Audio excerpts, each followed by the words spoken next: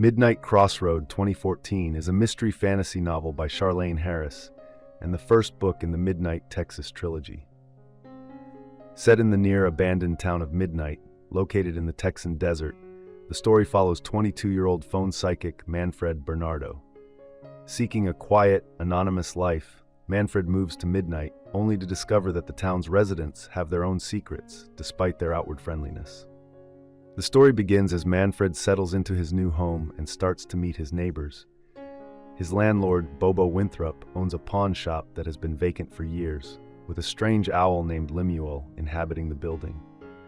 Manfred also encounters Olivia, a beautiful, enigmatic woman. Across the street, he meets a gay couple who run a nail salon and a small diner. Further down the road, he finds a gas and go managed by a father who closely oversees his children, a rundown church and pet cemetery watched over by a peculiar priest, and a magic shop owned by Fiji, a witch who lives with her cat. As Manfred begins his psychic business, Bernardo, psychic and seer, rumors about his past start circulating through town.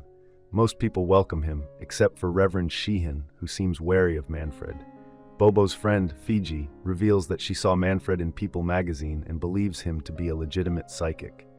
During a visit to Fiji's magic shop, Manfred discovers a collection of mystical items, including tarot cards and Ouija boards. Though Fiji hints at her magical abilities, Manfred seems oblivious to her meaning.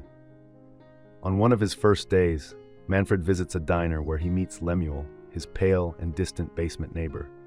A handshake with Lemuel sends a cold chill through him. The two observe two men sitting in the corner, silently watching Bobo, Lemuel, and Olivia. Manfred realizes that Olivia is aware of their surveillance, and Lemuel cryptically mentions he has a weapon, hinting that Midnight is not as ordinary as it seems. As Manfred sits in the tense silence, he comes to a startling realization. Lemuel is not just an unusual neighbor, but a vampire who feeds on human energy rather than blood. Fiji leaves, and Olivia follows her outside, keeping watch over her to ensure she makes it home safely.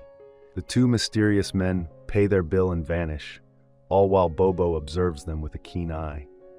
It becomes clear to Manfred that Midnight is far stranger than he initially thought, though he still feels a sense of belonging. He recalls memories of his childhood, living with his psychic grandmother, and begins to find comfort in the odd tranquility of the town. However, the calm is shattered when a body washes up on the riverbank. Manfred learns that it is Aubrey, Bobo's missing girlfriend, a woman he had an apparent distaste for. The police get involved, setting up a presence on Witchlight Road, while the townspeople eagerly speculate about the murderer, each new theory adding to an ever-growing list.